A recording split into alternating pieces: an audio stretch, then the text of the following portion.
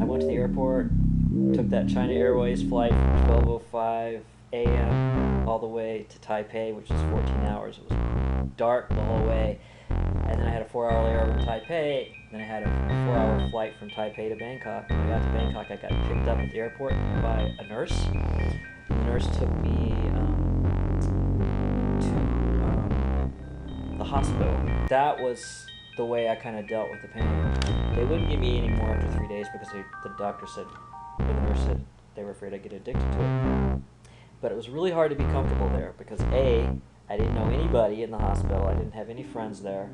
I did this all by myself. The nurses, as nice, and I think they were totally competent and all that, they didn't really speak English very well at all, so it's kind of hard to communicate. And I didn't speak Thai.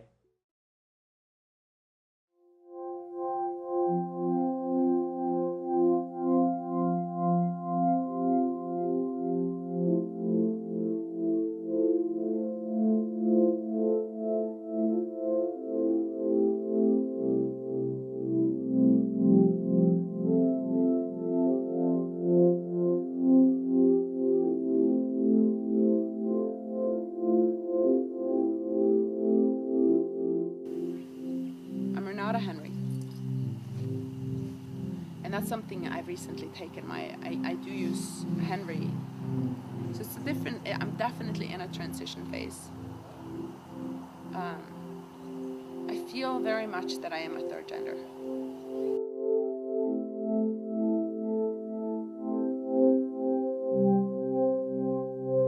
Yeah, I'm from Norway, way up north, above the Arctic Circle, in the very, almost the most northern point. My mom is from the most northern point that are civilized in the world, Hammerfest.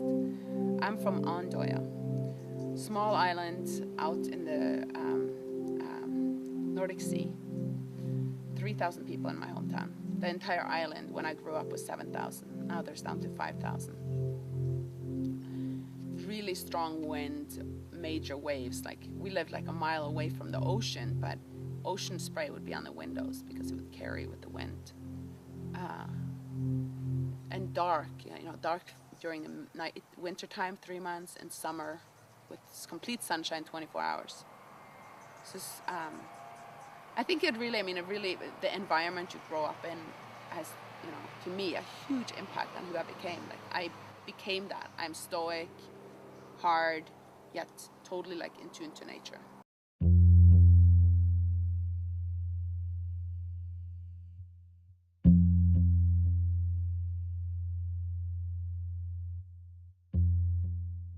I remember this one time I put my clothes aside after swim practice and I'd put it in the laundry room. And I remember having this like moment where I was saying to myself, I wonder if that would be possible. Well, anything is possible, Renatus. I guess it could be possible. And what I was dabbling with is, could it be possible that I am a boy?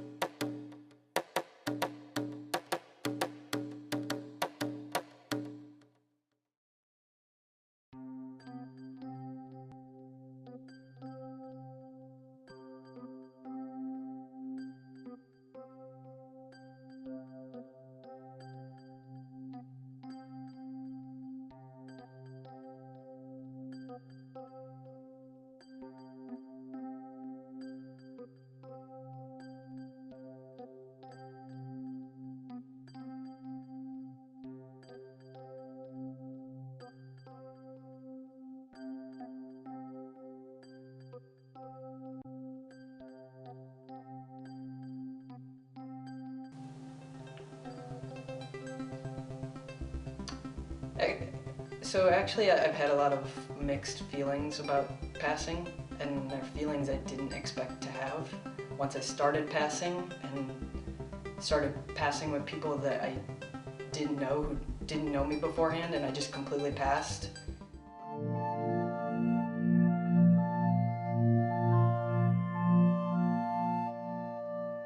But then Once I saw it for the first time, then I was a little bit happier.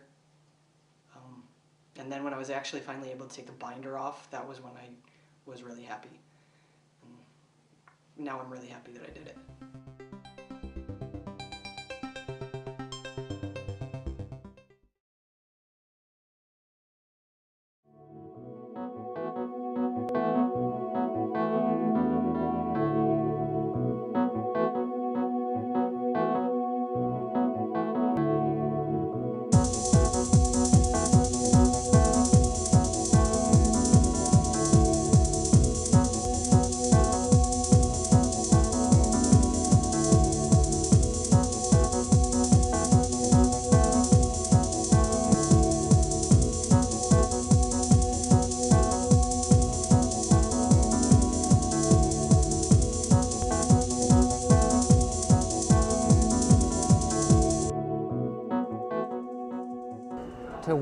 To ride down Market Street with all those people looking and applauding and cheering and riding with other women who ride motorcycles has got to be one of the highlights of my life.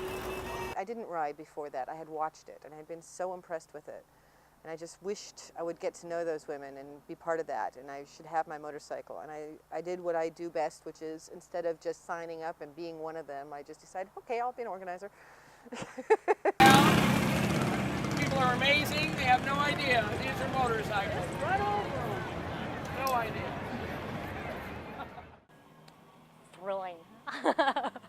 Absolutely thrilling. It's like the thought of, at first it's like I was thinking, it's like we have to get to that place when, you know, on Sunday after, you know, everything going on all that week.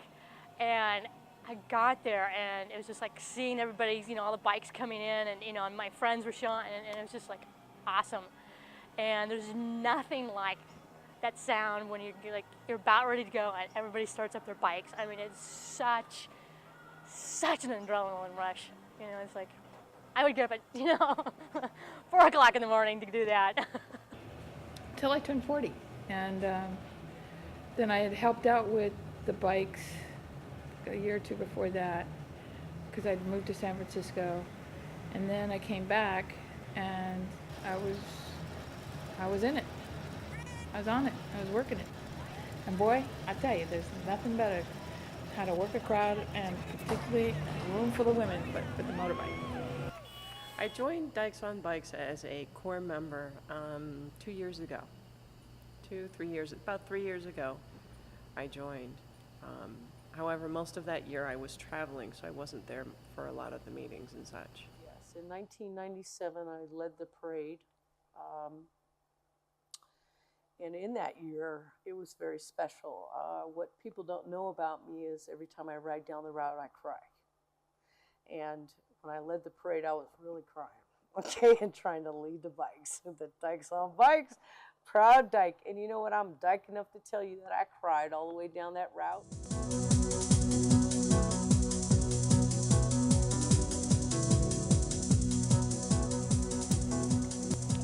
I'd broken up with my girlfriend, and that was in May, and so I was really kind of pretty devastated from that. And it's like, and I didn't, so it's like there's a lot of memories, you know, so it's like I wasn't seeing anybody or anything like that, and so it's like, well, I didn't want to ride in the parade alone because it just kind of felt weird. So I thought, I'll ask my mom. My mom had had colon cancer surgery the previous November. So it's kind of like, oh, you know, she's getting up there in age, and there's a time when she might not be around and all that. So it's kind of a scary time. So I called her up and asked her if she wanted to ride in the parade with me, and she was enthusiastic about it. She was quite happy. She said, yeah, she would love to ride. She'd never been on a motorcycle before or anything like that.